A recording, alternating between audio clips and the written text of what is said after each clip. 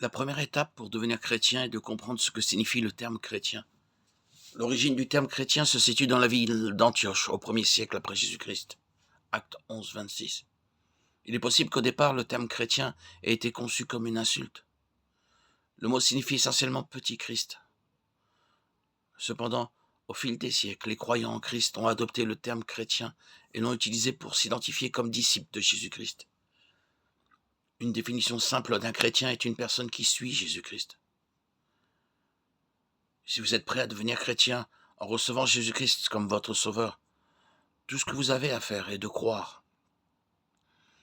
Comprenez-vous et croyez-vous que vous avez péché et que vous méritez le jugement de Dieu? Comprenez-vous et croyez-vous que Jésus a pris votre punition sur lui, mourant à votre place? Comprenez-vous et croyez-vous que sa mort était le sacrifice suffisant pour payer pour vos péchés? Si vos réponses à ces trois questions sont oui, alors placez simplement votre confiance en Jésus comme votre sauveur. Recevez-le par la foi en faisant entièrement confiance à lui seul. C'est tout ce qu'il faut pour devenir chrétien. Jésus-Christ a déclaré qu'il n'est pas venu pour être servi, mais pour servir et donner sa vie en rançon pour plusieurs. Marc 10, 45. La question se pose alors, pourquoi avons-nous eu besoin d'être rachetés? L'idée d'une rançon est un paiement qui doit être effectué en échange de la libération d'une personne.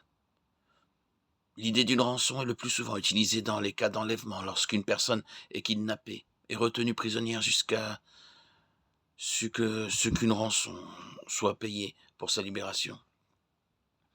Jésus a payé notre rançon pour nous libérer de l'esclavage. De l'esclavage de quoi, me direz-vous? De l'esclavage du péché et de ses conséquences. La mort physique suivie de la séparation éternelle d'avec Dieu. Pourquoi donc Jésus a-t-il dû payer cette rançon, me direz-vous? Parce que nous sommes tous infectés par le péché. Romains 3, 23.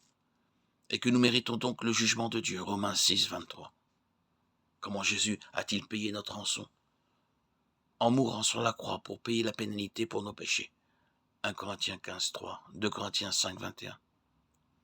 Comment la mort de Jésus aurait-elle pu payer suffisamment pour tous nos péchés?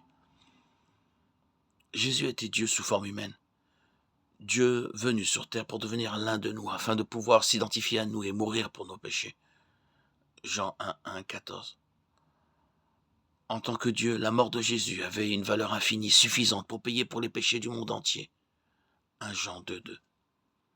La résurrection de Jésus après sa mort a démontré que sa mort était le sacrifice suffisant, qu'il avait vraiment vaincu le péché et la mort. C'est la meilleure partie. En raison de son amour pour nous, Dieu a rendu extrêmement simple de devenir chrétien.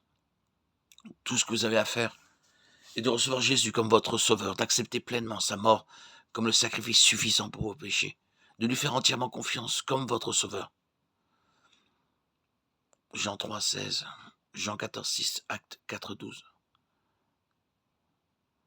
Devenir chrétien ne se résume pas à des rituels, à aller à l'église ou à faire certaines choses, tout en s'abstenant d'autres choses. Devenir chrétien, c'est avoir une relation personnelle avec Jésus-Christ. Une relation personnelle avec Jésus-Christ par la foi. Et ce qui fait d'une personne un chrétien.